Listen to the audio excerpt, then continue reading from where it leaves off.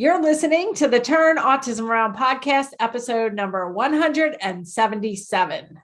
I am bringing Kelsey General back for our third week in a row, but this time we are talking about frequently asked questions regarding a subject. And that subject this week is table time. We have previously done another episode with frequently asked questions regarding problem behavior. But this one is all about table time. Why it's important. Is it a big part of my program? The answer is yes. And some of the troubleshooting when table time doesn't go well.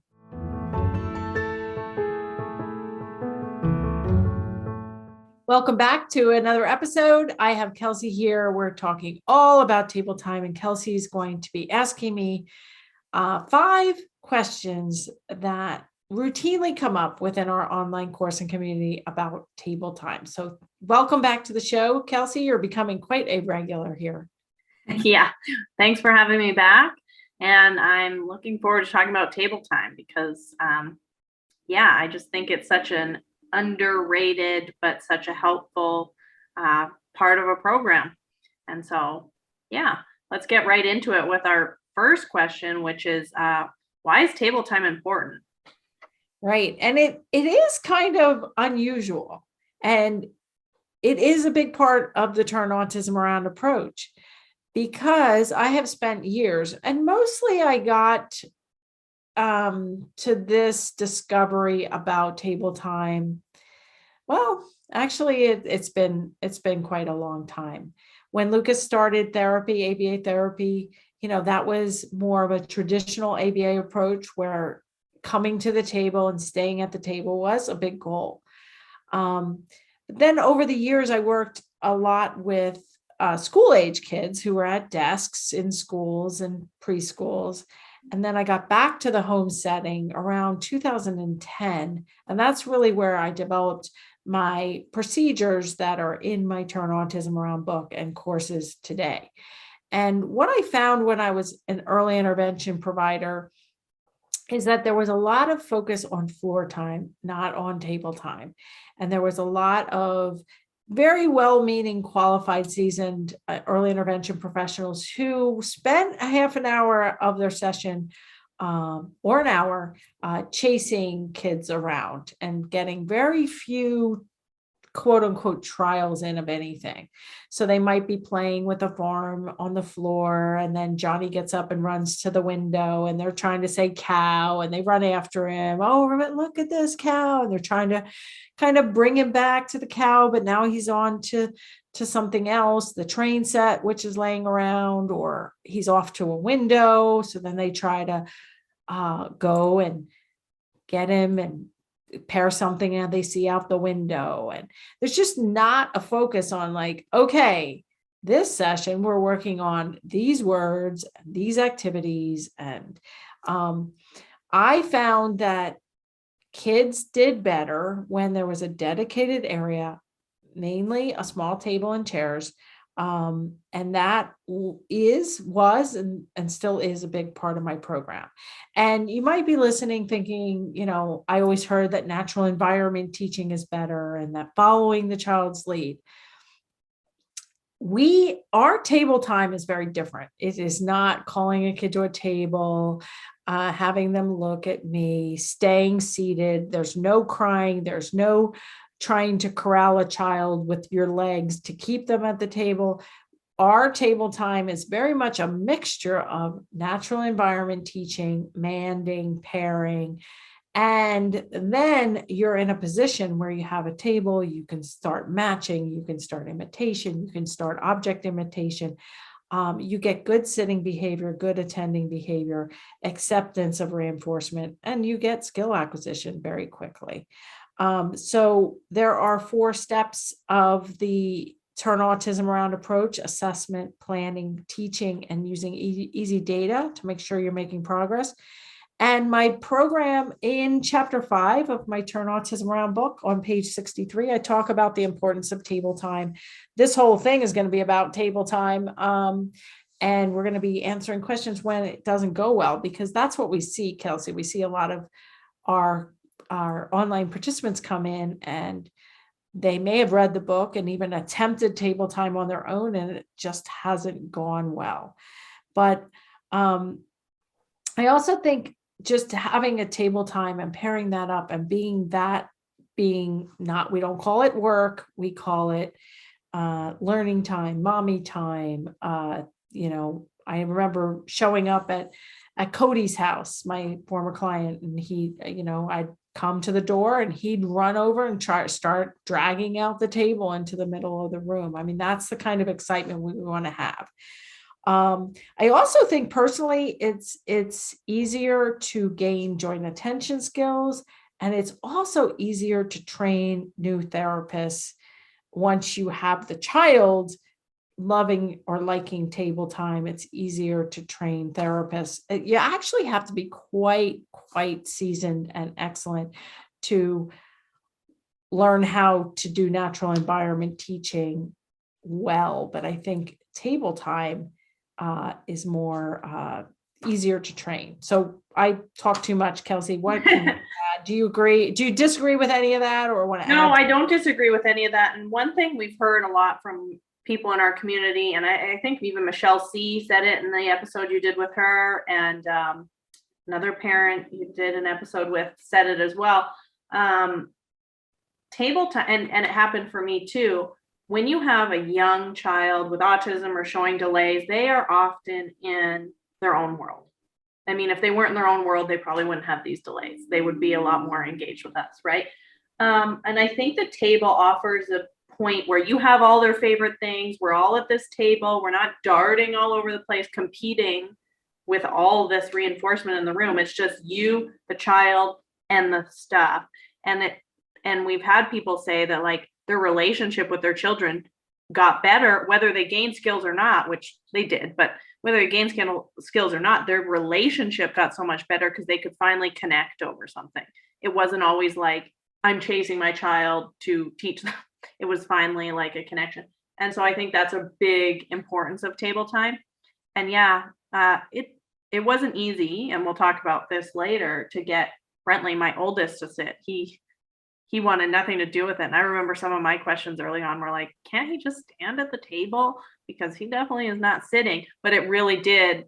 The importance of getting him to sit and be at the table was probably one of the most important skills we ever taught him. Yeah. And we'll definitely link Michelle C's podcast 164. Elisa talked about it in Hot Seat number 4. I just interviewed Grandma Tina from Hot Seat number 5, and she talked all about how she sees her grandson a couple times a week. She has table time. Her parents are generalizing table time.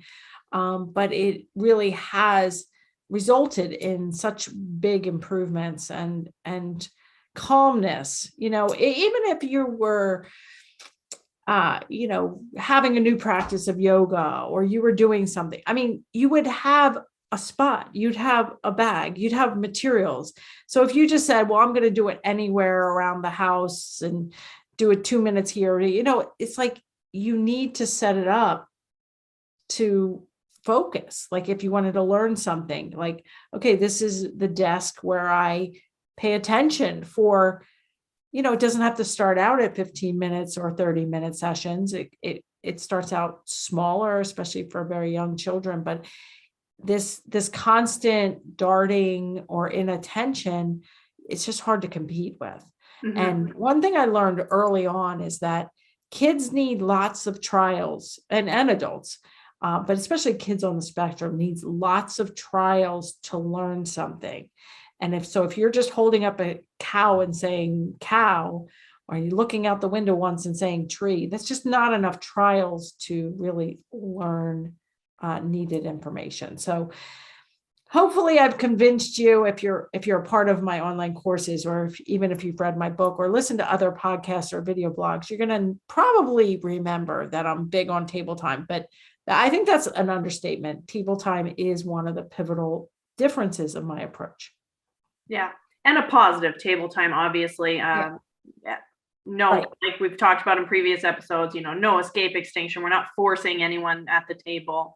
We're just no crying, no we had one example from an online participant whose child was happy and learning and saying apple and smiling and giggling. And then they got to the front of the line for ABA therapy, and they came in and they said, well, we're going to put it, do therapy in his bedroom. We're going to close the door. You're going to hear a lot of crying. So that's just a part of it. No, that's not a part of anything we do. If there's crying involved and you just have to work through the crying, that's not using the Turn Autism Around approach or anything that I would put, my name on. So know that. Thank you for pointing that out, Kelsey, that we are talking about a very positive table time experience and very child friendly. Yeah. Yeah.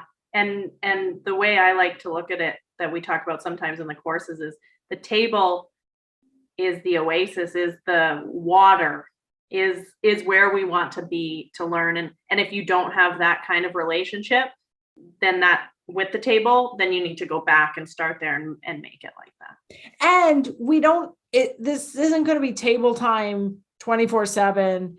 We use the table to make the initial gains, and then we're quickly generalizing skills. I talked in the last episode how Kelsey, couldn't get Brentley to sit at the table, but once she got him sitting and attending and doing potato head, then they actually used potato head built and took him out in the community, and we're able to work on all kinds of skills and safety skills. And so we're using the table, and we're not just using it quickly and being done with table. Table time continues to be an important part of my approach, but it's balanced with everyday activities and learning self-care skills in the shower, in the bathroom, going out in the community, learning how to snowboard. Those are all skills that we want to teach.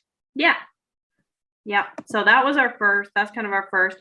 And as we go into the next question, I kind of brought it up, and it says, is the floor okay? Or strapping a child into a high chair and booster, or standing by the table, because my child won't sit, and like, how long are they expected to sit?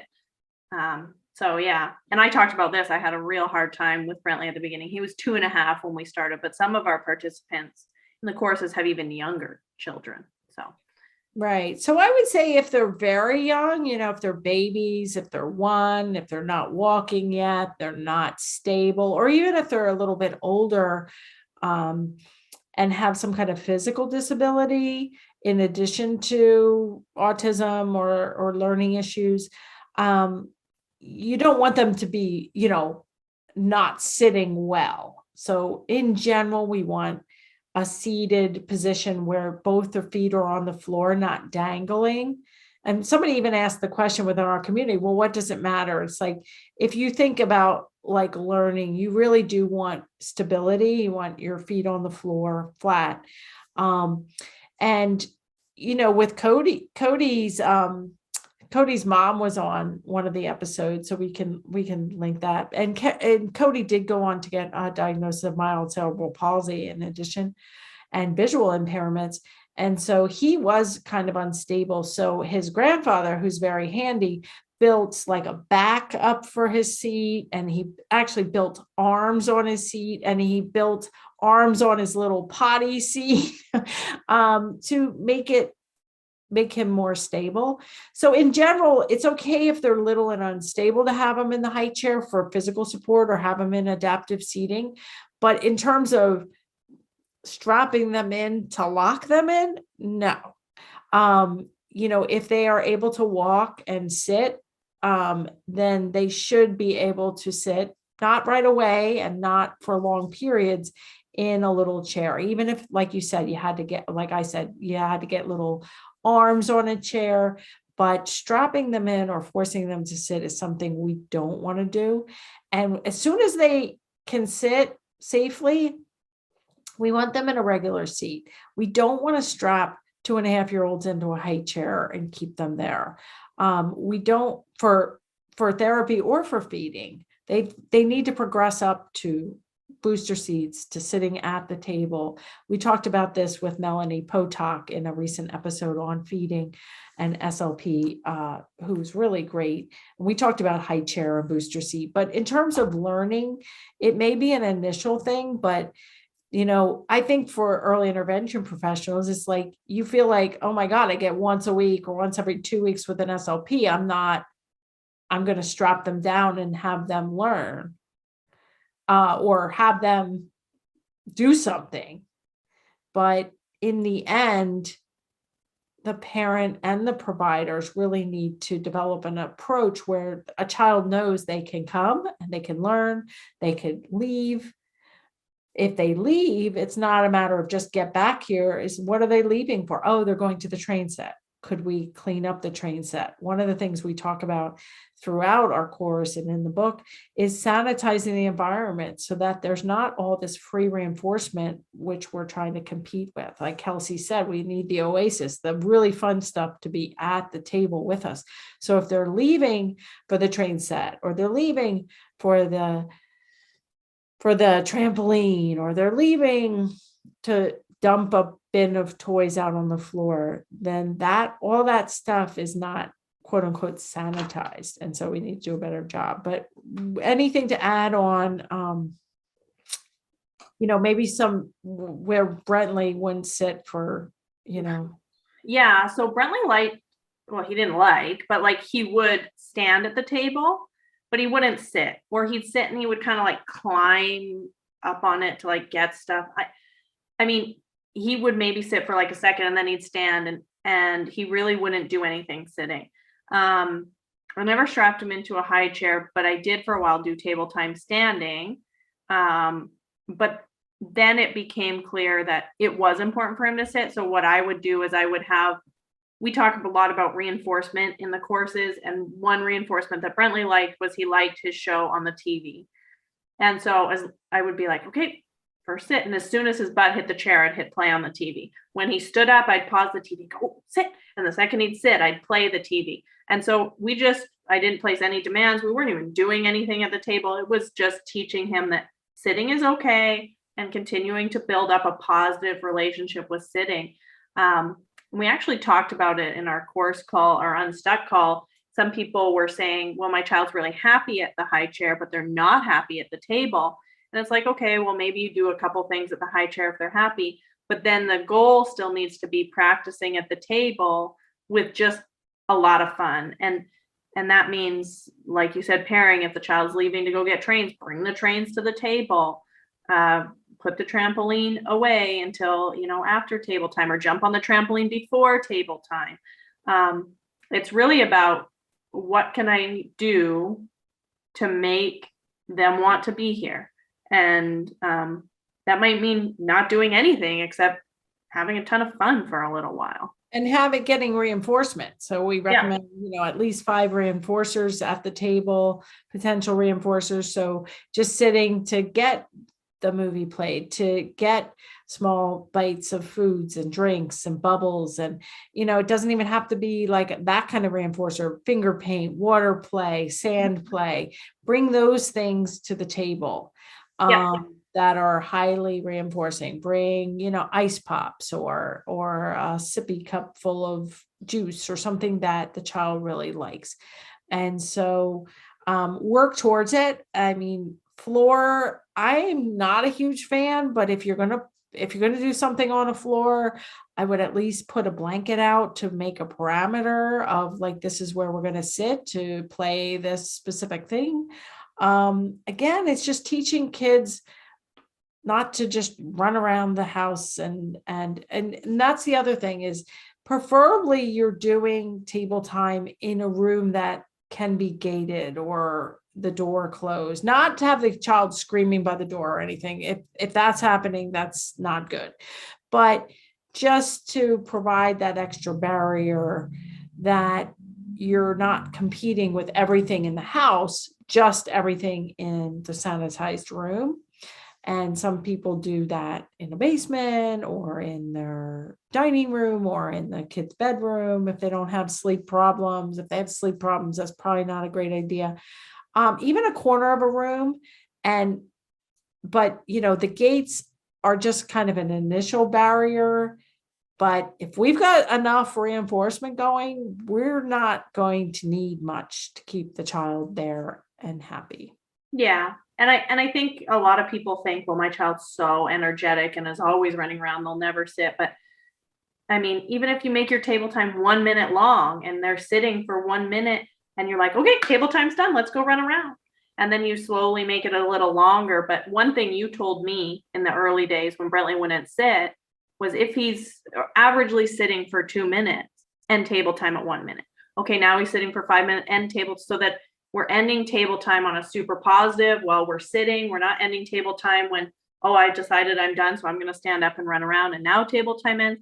So it's really, in our language, we call this shaping. We're shaping sitting at the table. And that just means to build it up really slowly. It doesn't need to be you're sitting down and teaching for 20 minutes day one. Yeah. And some people have used visual timers, like 5 minutes, and then we're going to go outside for 10 minutes, and then we're going to come back and do another table time. Then we're going to go in the basement to play with the ball pit. And so it can be, and even for kids who really don't appear to understand much or don't read, we can just draw a little picture like outside and table time, and we can have a picture schedule. For some kids that helps, for some kids that doesn't help. But just kind of knowing what's coming next sometimes helps kids. And then to just start with really small table time sessions, mostly with reinforcement at first, then with the early learner materials that should be pretty neutral or reinforcing, like a shoebox, putting pictures in it. That's not a hard demand. It should, and it can become a reinforcer really quickly. But then, moving to other things. So it's not just the shoebox. We're doing potato head or insect puzzles. We're doing bubbles. We're, oh, let's go outside. Let's come back in. So it doesn't have to be like, okay, that's 2 minutes of table time. Now we're all done table time for the day. It could be 2 minutes. And then we do this for another 10 minutes. And we come back for 2 or 3 more minutes. And pretty soon, if you don't have the right reinforcement, that's when you're going to get the escape kind of behaviors and the not cooperation. But once you get cooperation at a table, even for an 18-month-old or a 14-month-old, let alone a 4-year-old or a 6-year-old, it is going to prove to be one of your best skills. I know Grandma Tina just said one of the biggest strengths of her grandson was his ability and willingness and loving the table. And and I have, I've had professionals in and out of my house for years, obviously. And everyone has always said, wow, it's so great. He runs to the table. He runs to learning. You're like, okay, it's table time. And he's dropping his 20 Legos he's got sitting there and he's walking to the table with no problems. Like, I mean, that's pretty crazy. So It's good. Our third question I think we kind of answered it already, but it's my child runs around all day and won't sit even for a second. What can I do? And I think we just answered that. Yeah. And keeping things short, ending on a high note, really planning so that we're just, if we don't have the right reinforcers, people post all the time in our community, all right, he's not, he won't sit. It's like, well, do you have your 5 reinforcers? Do you have, it's all covered in chapter 5 of my book and the courses. Just keep at it, because once it clicks, it really does make a difference. Yeah. And try not to get discouraged by really short table times. And you also do have a video blog on table time and reinforcement, where you talk more about different ways to keep it fun, just like you did now. Yeah, so we're gonna link like 2 or 3 different table time videos that I have in podcast 177. So you can take a look at all of those, and there might be some additional little nuggets in there as well. Yeah. So our next question is, my child just constantly wants the reinforcement. And if I have it and they don't have the whole bowl of food, for example, they get upset. Or I give them the reinforcement and they run away from the table with it. So what can I do to keep them happy at the table with the reinforcers.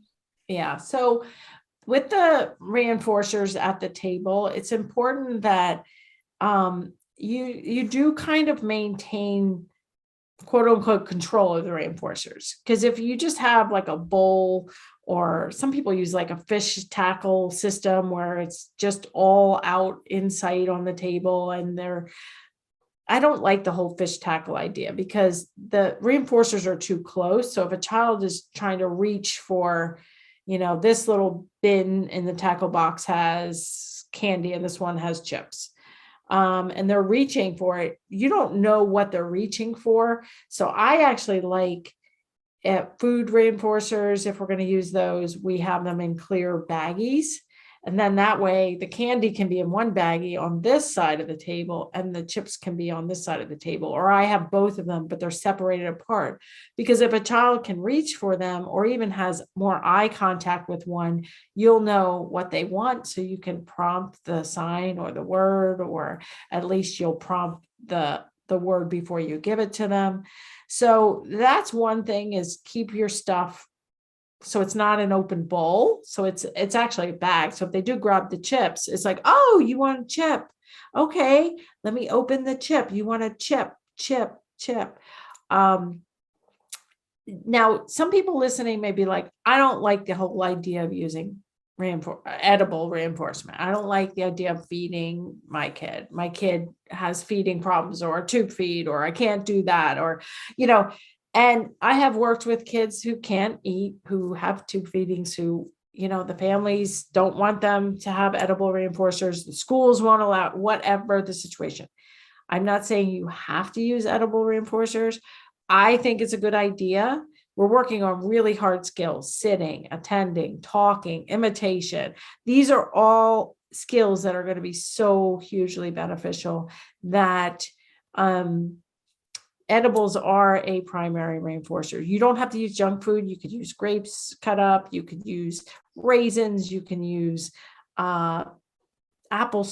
You could, you don't have to think like edibles have to be junk, but your child has to like it. They have to really like it, and they can't be given, if they love raisins, they can't be given free access to raisins or a box of raisins before table time for free. It's just like after a heavy Thanksgiving meal, you're not going to be like learning Spanish to earn, candy. It's like, I'm too full to even learn anything, let alone to be learning something and getting candy. So I would also position children so that they're not really able to grab reinforcers in the beginning as much. You might want to put them in a bin on the floor, and then when it's time for reinforcement, you could hold up your different reinforcers. So I usually recommend 2 edibles if you're going to use it, a drink, some bubbles or books or music. And I do, in some cases, for most of the kids are really into electronics. Now, that is a very controversial and very difficult thing, because kids are getting way too much electronic time, way too much iPad time. And that is, I think, contributing to some of their language delays and problem behaviors to have so much. In chapter 9 of my Turn Autism Around book, I talk about Drew, who had an older brother that I worked with who had moderate to severe autism. And then Drew, all of a sudden during COVID, was out of daycare and was getting way too much iPad time. And anyway, so if your child is getting some electronic time, if you're not like a no screen family, then using electronics like Kelsey suggested, with putting a movie on and pausing in that until they sat down and playing that for like 10 to 15-second bursts, can often lead to pretty dramatic increases in sitting, attending, language, imitation, all the skills we want. So it's not an absolute, but I have found that using videos, DVD players, iPads or iPhones, not as much, because those the children usually want to hold them and control them. So what are your thoughts on all of that, or specific Yeah, to that? I like everything you said. I think one thing I would say is if a child's doing a lot of grabbing and such for reinforcement, you're probably just not delivering it fast enough. Good point. I think a lot of people want to get through the whole puzzle or my stack of 20 shoebox cards before I give a tiny piece of raisin. But like, if a child's getting to the point where they're grabbing, that's the same as a child getting up and walking away. It's just telling you your reinforcement's not right. Right. Don't be afraid at the beginning to give them a piece of, whatever you're giving them, or do the wind up toy and do it continuously at the beginning, and then pull the wind up toy back, do one shoebox card, and then wind it up again. If you're giving it fast enough, you shouldn't get a lot of reaching and crying. Yeah, excellent point. And yeah, I always say, if you see problem behavior, so grabbing is a problem behavior, demands are too high and or reinforcements too low. So one of the things you can do really quickly, really good, glad you made that point, is flip it. Make sure you're dense reinforcement. Oh, you're grabbing at the chips. Oh, here's a chip. Here's a chip. We're turning on the movie. We're giving chips and movie. Here's a drink. Here's apple juice. Oh, let's do the wind up toy. So we're getting that child to have very, very dense reinforcement. Yeah. And only then can you really even scale back. So I love that point. Just give, be the giver, not the taker. And that's another reason I like edibles, is because they're consumable. Bubbles are also consumable, not eatable, but they go away. So you blow a bubble and then they pop and they disappear. You eat a pretzel, a mini pretzel or a piece of a pretzel, you chew, you swallow, it's gone. If I give them Thomas the Train or a big car, it's not consumable. So now at some point I've got to get it back before I can then give them the next demand or the trial, or try to get them to request the next reinforcement. So one of the things you can do if they like trains or cars is have not one big car, but 10 little cars. So then it's constantly like, oh, and then, you can race them. And now I've got 3 other cars. And now I can kind of sneak the other car back. So it's a constant, you can be the giver. And the other final point, that it was kind of part 2 of that question, what do I do if they take the materials or the reinforcements and run from the table? Now, I said we don't want to trap them or force them to sit, but we do want to position ourselves and them so that the materials are next to us and the children are kind of like, if I'm near a doorway and the child has some issues with running out the doorway, I'm not going to want the child to have free access to the doorway. I'm going to position them on the opposite side of the table where I could at least play some defense if they get up and start running, so that they're not going to get to the table. Or if they want to leave, they can leave, but I'm going to try to snag my reinforcers or my materials back. We do not want children to be hijacking the materials and running away from the table. That gets our oasis to different parts of the room. And then we're not the giver, we're the kind of the taker. But it's like a dance. It's not going to be perfect. And there may be, a little like not perfect. I shouldn't have let them leave, but now they left. So, we just don't want to panic. We don't want to result in screaming, but if you get a little crying and then you learn, okay, next time he's not sitting on the side of the room where he can just bolt, or I'm going to keep my potato head, when I'm not using it, in the bin, in the bag, so he's not going to be able to grab it. You get better at it. Yeah, you get better at it. And I would say this is probably one of the only cases in early stages where I do see a bit of crime. Is some kids do, like, they want the truck, but they only want the truck on the floor, or they only want it on the floor. And in that case, it does take a little bit of boundary setting, just like with everything in life. And it's, you can have this, but we're playing with it at the table. Yeah. If you don't want to play at the table, that's fine, but this stays at the table. Yeah. and continuing to make it known that this is available to you. Oh, you're away from the table. We're just going to put it right back on the table and you can sit. And they might whine a little, but I find very, very, very quickly they are like, oh, this isn't a big deal. Like all the fun. And I remember this one client, I think I have it somewhere in one of the courses, but his name was Grant. And he would love to take this one sippy cup and run from the table and sit and drink. And so it was just like, what do we do? So we got a different sippy cup with like handles. And then I have one video where I'm like, and let him take a sip out of the straw and I held it.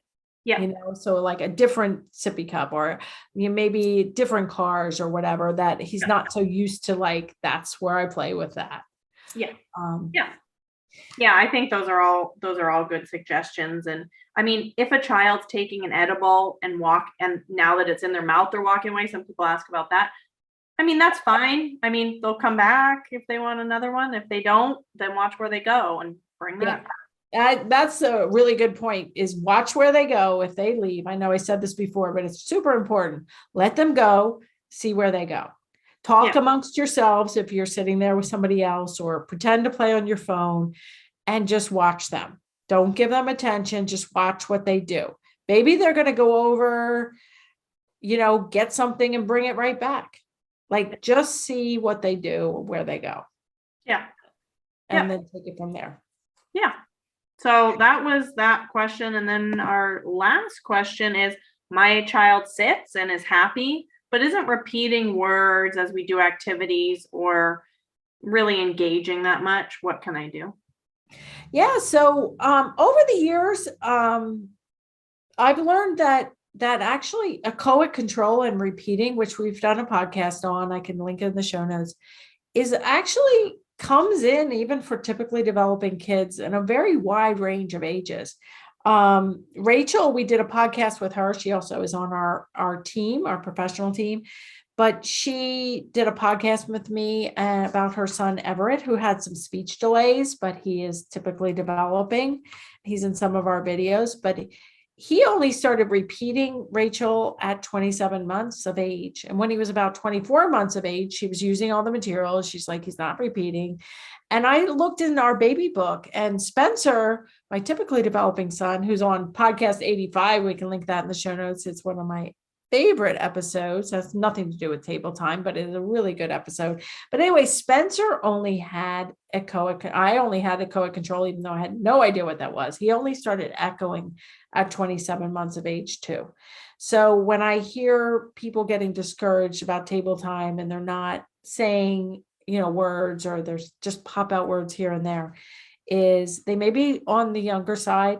And these were, Everett and Spencer were both typically developing. So it may take time, just hang in there. And also you're working on other skills. You're working on sitting, imitating, matching, puzzle building, joint attention, receptive language, touching body parts. So you're working on so many other things in addition to expressive language. So all of those things will come together, and imitation and getting echoic control are two big ones. We have video blogs on, we can link those in the show notes, but just keep hanging in there. Just because the table is not yet producing echoics and major explosion of expressive language doesn't mean that you're not making progress in other areas. And if you're not making progress with table time, then that's probably a problem with your reinforcement, you're sanitizing the room. Start with the one-page assessment and plan, start with the language sample, start with at least reading my book, and if not, diving into the online courses and community, because it's one of the best ways to make the most progress in the shortest amount of time.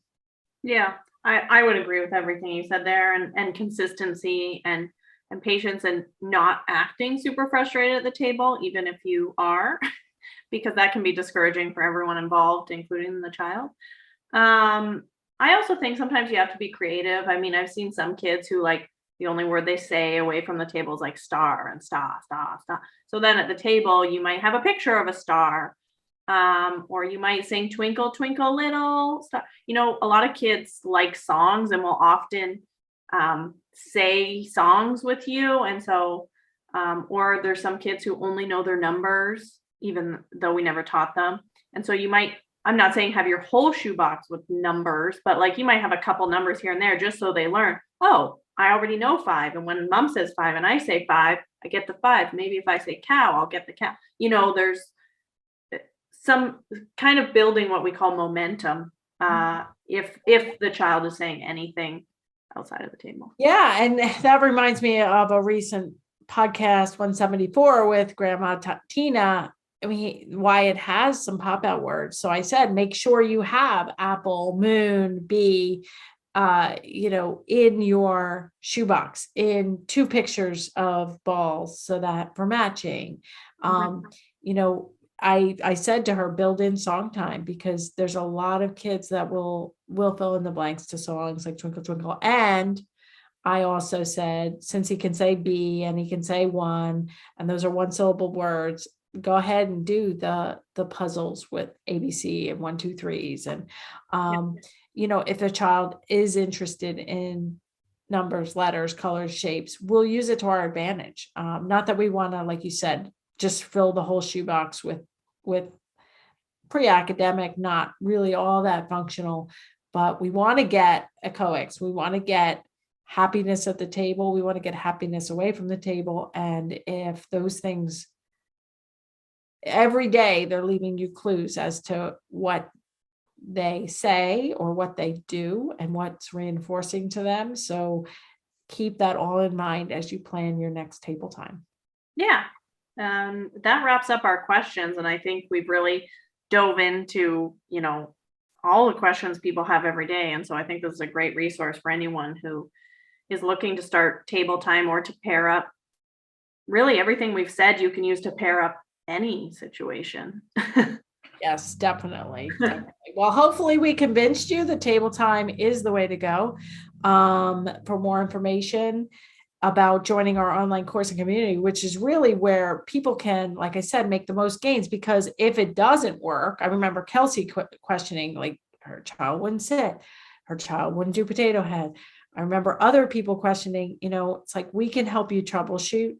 And I know we say demands are too high, reinforcement's too low, but like each child is so different. So having that community support is great. So if you want to learn more about possibly joining us in our online course and community, you can attend a free workshop, marybarbera.com/workshop. I hope you enjoyed the top 5 questions about table time. We're going to do this for other subjects coming down the line, maybe once a month, once every 2 months, something like that. And if you did, love it if you would leave us a review wherever you're listening to this podcast.